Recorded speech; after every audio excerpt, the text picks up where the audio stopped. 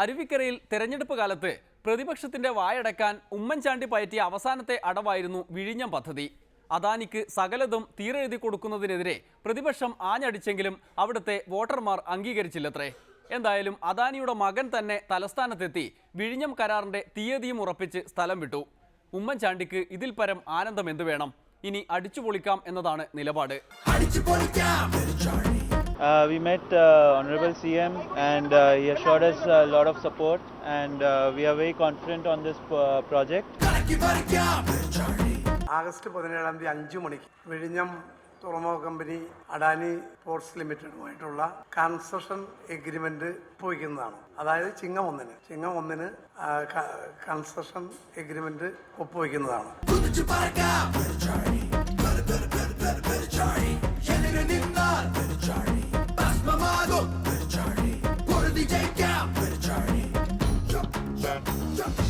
ചിങ്ങമാസത്തെ 1-ാം ദിവസമാണ് ചെയ്യാൻ മുഖ്യമന്ത്രി ആഗ്രഹിച്ചത്.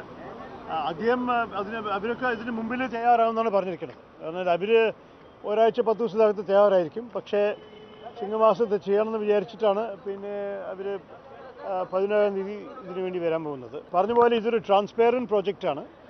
ഞങ്ങൾ എല്ലാറ്റിലും എല്ലാ ഡീറ്റെയിൽസും തുറന്നിട്ടാണ് ചെയ്തിരിക്കുന്നത്.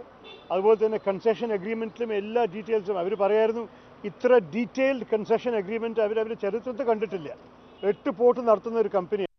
ഈ തുറമുഖലാണ് നമ്മൾ എല്ലാം വെച്ച് കൂടുതൽ ട്രാൻസ്പെറൻസി കൊണ്ടുവന്നിരിക്കുന്നത്. അതാണ് അത്യാവശ്യം.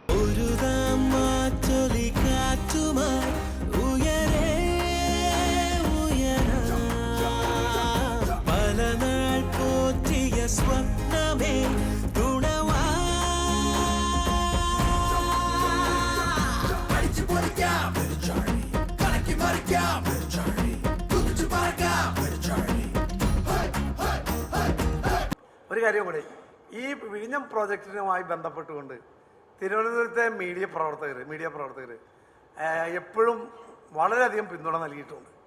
അതിന് ഞാൻ ഈ സന്ദർഭത്തിൽ പ്രത്യേകം നന്ദി രേഖപ്പെടുത്തുന്നു. സാധാരണഗതിയിൽ ഒരു പ്രോജക്റ്റിലും കിട്ടാത്ത വിധത്തിലുള്ള മാധ്യമ പിന്തുണ ഈ പ്രോജക്റ്റിന് നിങ്ങൾ നൽകിയിട്ടുണ്ട്. അതിന് ഗവൺമെൻറ്റിന് വേണ്ടി ഞാൻ നന്ദി രേഖപ്പെടുത്തുകയാണ്. തുടർന്നും നിങ്ങളുടെ സഹകരണം അഭ്യർത്ഥിക്കുകയും ചെയ്യുന്നു.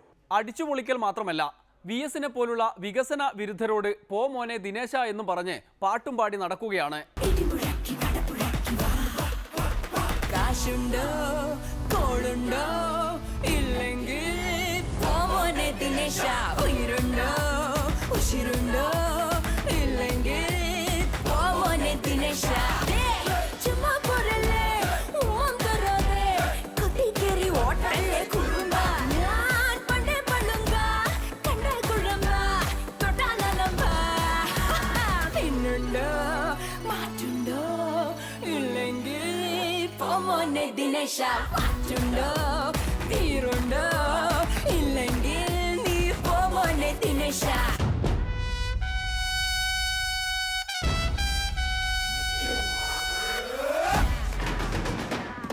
നിയമസഭാ തെരഞ്ഞെടുപ്പ് ആകുമ്പോഴേക്കും വിഴിഞ്ഞവും സ്മാർട്ട് സിറ്റിയും കൂടി ഉൾപ്പെടുത്തി ഒരു വോട്ട് വേട്ട തന്നെ നടത്താനാണത്രേ ചാണ്ടിയുടെ തന്ത്രം.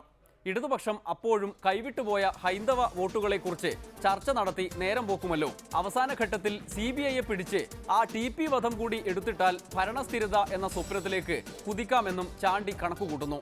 കണക്കുകൂട്ടാൻ നേരമില്ലാത്തതുകൊണ്ട് ഇന്നത്തേക്ക് വിടാം. നാളെ വീണ്ടും കാണും വരെ നന്ദി, നമസ്കാരം.